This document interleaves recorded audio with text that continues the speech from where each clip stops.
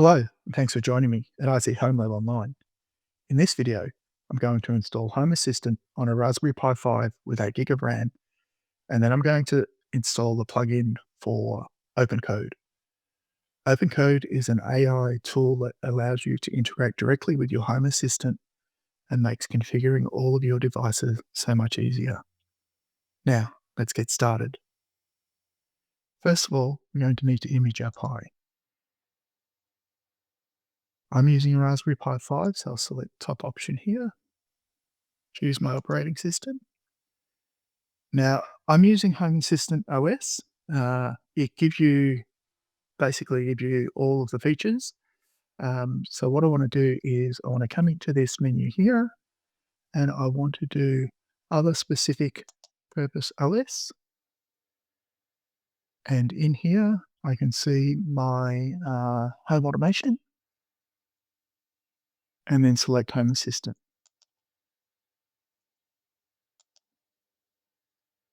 Now, choose my storage.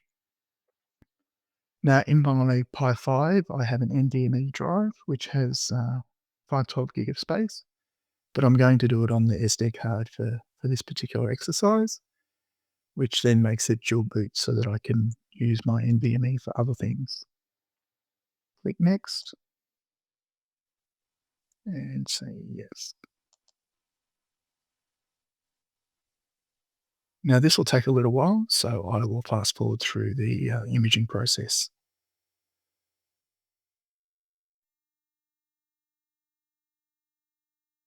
Once that's done, it'll automatically reboot.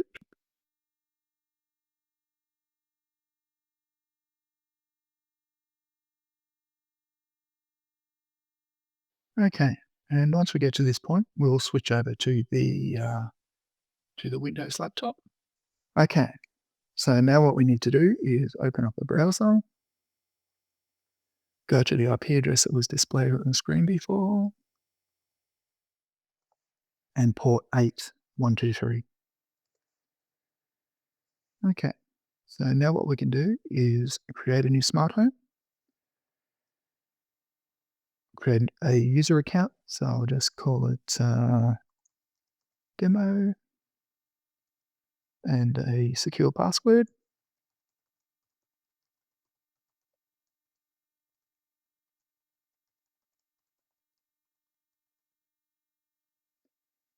Create account. Search address, so you can put your address in there. I'll leave mine just as the default for now.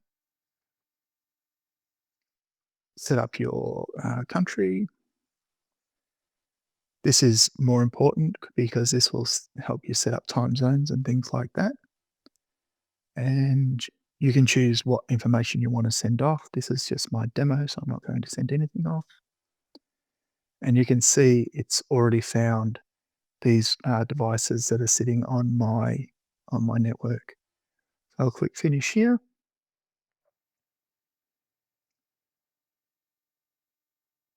So it's automatically created these areas based on what it's found on my network.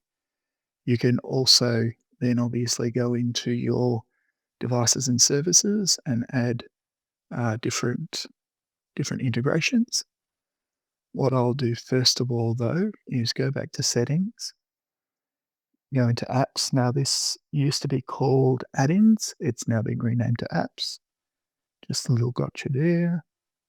And what we can do is we can set up a new repository.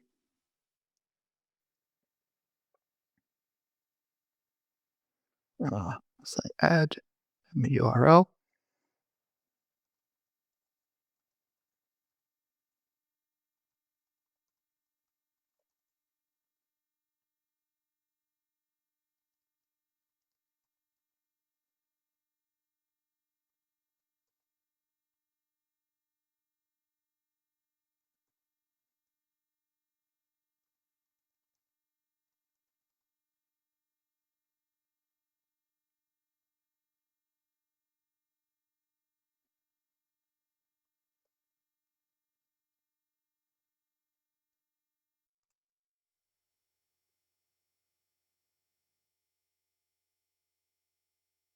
So once we've added the repository, we can go back into apps,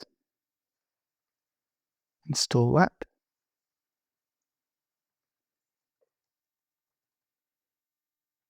select OpenCode, click install.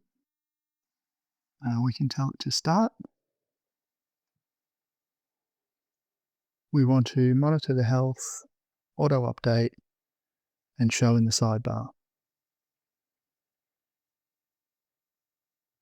Once it starts, I'll come over to the OpenCode window.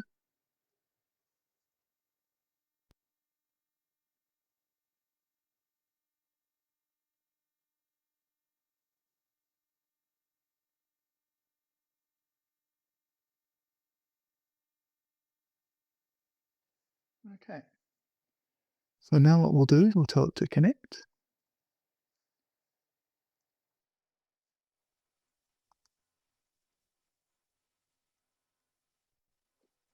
We'll select OpenCode Zen. We will go to this URL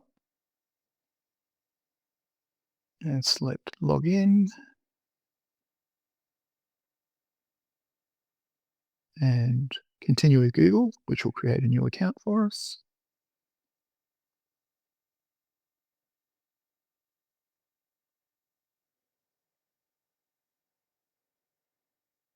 So now what we can do is just go to API keys. I create separate API keys for each project, and I'll just call this one Home Assistant. Just means that if you've got any billing happening, you can trace back to what's using your keys. Copy that, come back here, paste it in here,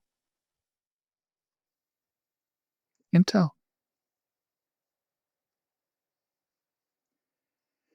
And if we scroll up a little bit, we can find some free models.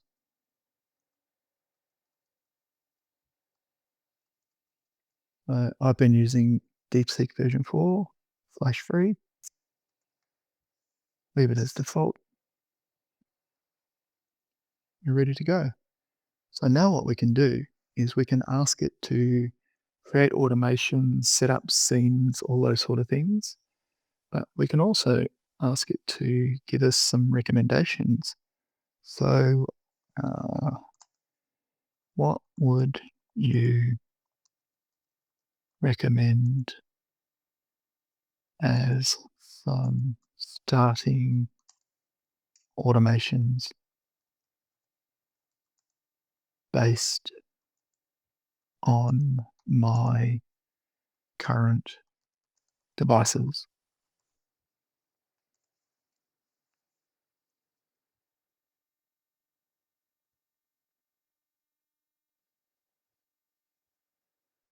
So you can see through it's got full access to all of your config.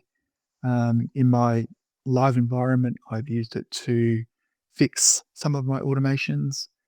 I've also been working on a face recognition automation so that if any of my family members go to the front door and press the doorbell button, it uses the camera to check their Face ID, and if their Face ID matches, when they press the button, it will automatically open the door. I've got some safeguards in there, so it's got a 60-second cooldown on the Face ID so that it doesn't let strangers in after it's scanned a face and then they've walked away. And it also sends a notification. I'm using Daiwa camera system, and I also have a magnetic door lock. So that's pretty much it for here. You can see some of the recommendations it's given, using the Sonos speakers for a daily alarm clock, those sort of simple things. But once you start to add in your other devices and build on your ecosystem, this is a really powerful tool, and it's a really powerful tool for troubleshooting and sanity checking. The other thing I did was I got it to go through my automations, and I got it to basically check for duplicates or conflicting automations, and it went through and tidied them all up for me. So that's it for this video. So if you found it useful, please like and subscribe and hit the notification bell. And thanks for watching, and I'll see you in the next one.